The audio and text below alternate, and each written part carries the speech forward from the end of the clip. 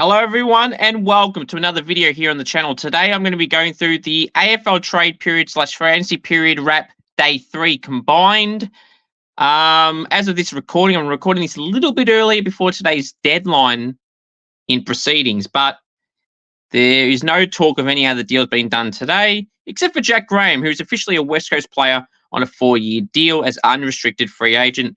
Richmond get pick 42 as compensation. Now, first off, please subscribe to the channel if you haven't already. Smash the like button, turn on the bell for all notifications for every video that I post out over the coming months and weeks and days and years, etc. So you never miss a video of mine. One thing I do want to mention, it's not about the trade period, but if you know any AFL, AFLW players, any up-and-coming draftees or any state league players, and you'd like to see my podcast in a goal-kicking challenge and or interview, please send me a message or try and get something sorted. As I said before, I want to aim for 20 likes for this video. As I said, Jack Graham is an Eagle on a 4-year deal as an unrestricted free agent. Richmond get pick 42 as compensation. It's an end of second round compensation, which is about right. Jack Graham is 27 years of age. He's got a 4-year deal.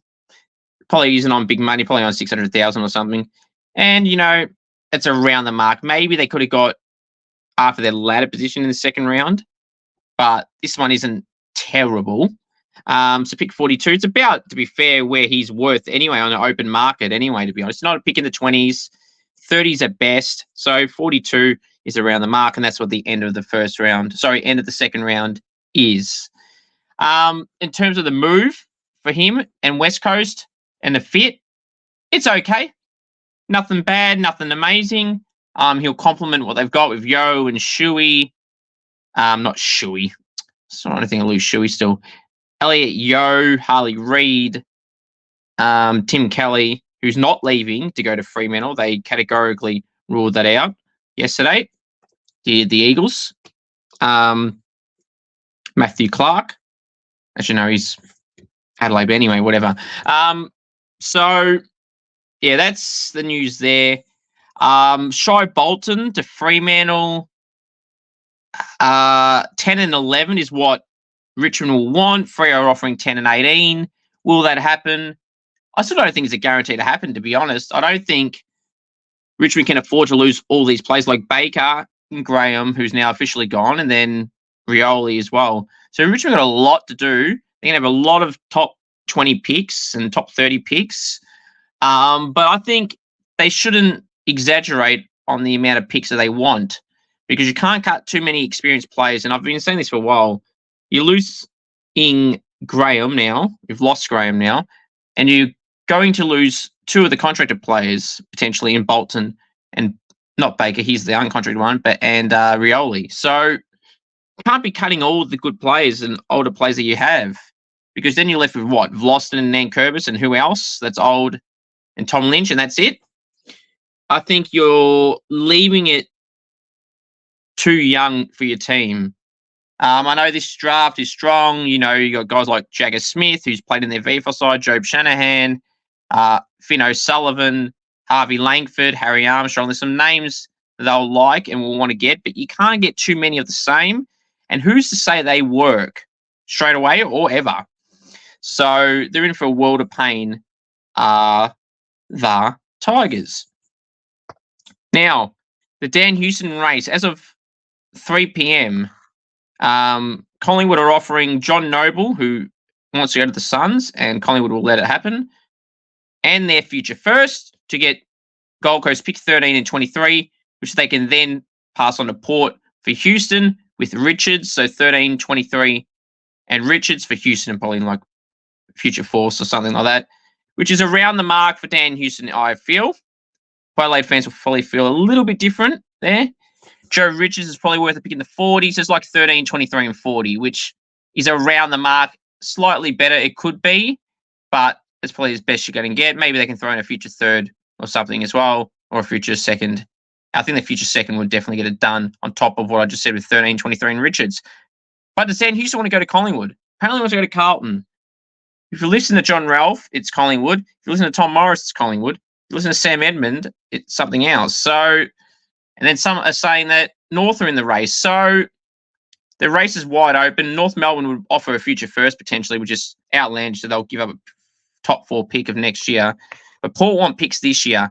So watch your space with Dan Hewson and what club he ends up at. So it may not be the club that he prefers. But we'll have to wait and see. If he wants to go to Melbourne so bad, that's what he'll have to do. Or he can stay in Adelaide, at Port Adelaide. Now, as I said, as of right now, there's no more trades that have confirmed. That's the offer that's been rumoured for Houston from both Collingwood and Carlton and North Melbourne, all three. I want to mention Jack McRae and Bailey Smith, and Caleb Daniel. You can't be saying, Sam Power, how much you value these guys, right? But they're playing VFL, they're getting subbed off, they're dropped every 2 weeks. Like, I get you value them as people and they're good players. They are, all three are. But Beveridge hasn't been selecting them, Sam. So you can't ask the world from, yes, they're contracted, all three. But you didn't play them. Now you value them, but you didn't value them in the season, Sam. Well, not you directly. Luke Beveridge didn't. So it's like, how can you ask for so much? Pick 43 for McRae is fair. Yes, he's contracted. Yes, he's a good player. He's a 3-time All-Australian.